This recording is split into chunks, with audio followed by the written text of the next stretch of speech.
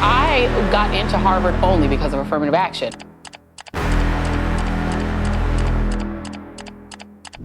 Over the weekend, President Biden said he's ready to take action if Congress is serious about solving the border issue. If that bill were the law today, I'd shut down the border right now and fix it quickly. And Congress needs to get it done. Starting another war. Before we go, I just want to apologize very quickly. I was chatting during a clip that was playing, and we try to keep this show very PG-13, so I just want to apologize to anyone who was listening to my behind-the-scenes chatter. Deeply, deeply apologize for that. White progressive women who may be thinking about marching against the Trump victory, maybe putting back on the P-word hats and doing that thing, I would just say probably don't send any of those invites to any black women you know. I'm just going to tell you right now, they're not coming.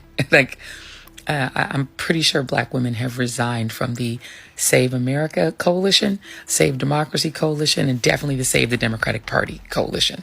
I think that's probably not happening. I would just keep those invites maybe among your own friends, because I don't think they're coming. But yeah, I think black women are now on the Save Black Women, prioritize black men, and prioritize black communities, black businesses, and the black spaces. But Save America, Save the Democratic Party. Yeah, I don't think that's happening. When leaders, let's say in the Muslim world, talk a lot of violent talk and encourage their supporters to be willing to commit violence, including on their own bodies, in order to win against whoever they decide is the enemy. We in the U.S. media describe that as they are radicalizing those people, particularly when they're radicalizing young people. That's how we talk about the way Muslims act. Cheers, everyone. Good evening tonight. We begin the readout tonight with the two Americas, a nation with vaccinated and unvaccinated spaces with sharply competing values.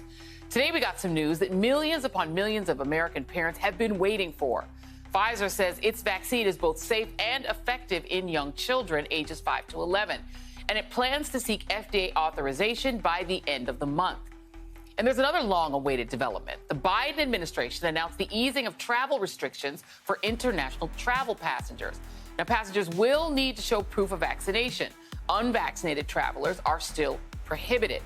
It's a ray of hope for millions of American families and a common-sense approach to travel as we stare down what looks more and more like a bifurcated country, with COVID deaths in the U.S. now surpassing the devastating flu of 1918.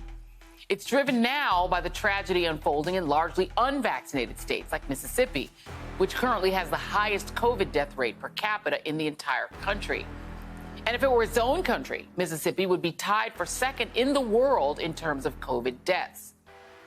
Asked about changing course amid that devastation, Republican Governor Tate Reeves tried to downplay his own incompetence. As you know, unfortunately, fatalities is a lagging indicator when it comes to the virus. It is a lagging indicator. And so timing has as much to do with that statistic that you used as anything else. The president wants you to believe that the Delta variant is only affecting Republicans in red states. Change anything? That's just not true. That is not a fact. The Delta variant is going to continue to move around the country, and you're going to see fatalities rise in other states. We believe in personal responsibility. Individual Americans and individual Mississippians so you're not going to change anything. Make good decisions to take care of themselves. Tate's attempt to explain away the mounting death toll in his state is a terrifying harbinger of the dark future for unvaccinated America. The open COVID states, where leaders and some in their populations appear to be willing to just roll the dice and take their chances with mass death, where Republicans like Mississippi Governor Tate Reeves and Florida's Ron DeSantis and their fellow travelers denounce vaccine requirements.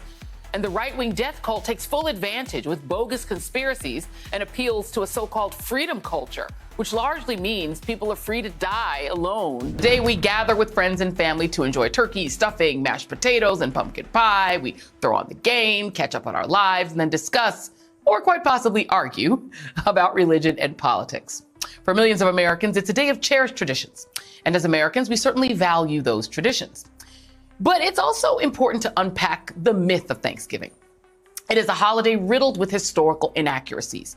built on this myth that the indigenous welcomed their colonizers with open arms and ears of corn, a simplistic fairy tale interpretation of a 1621 encounter between indigenous tribes and English settlers that erases the genocide that followed. It's the truth Republicans want banned from our textbooks. Because here's the secret they want so desperately to keep. We are a country founded on violence. Our birth was violent.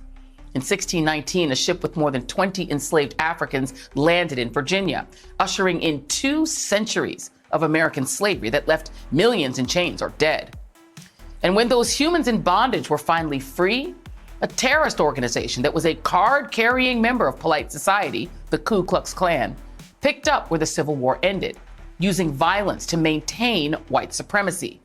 The Klan and its ilk are still active, and as Americans, we continue to choose violence.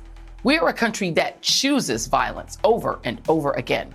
There is no facet of American society that is untouched by it, as all the recent headlines remind us. These 2 men are both elderly.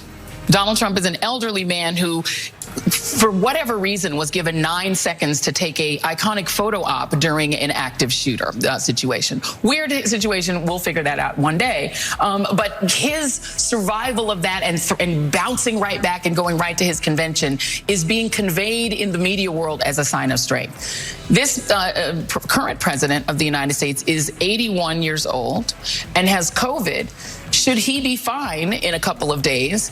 Doesn't that convey exactly the same thing? You've done a hell of a lousy job. You're fired. Get out of here.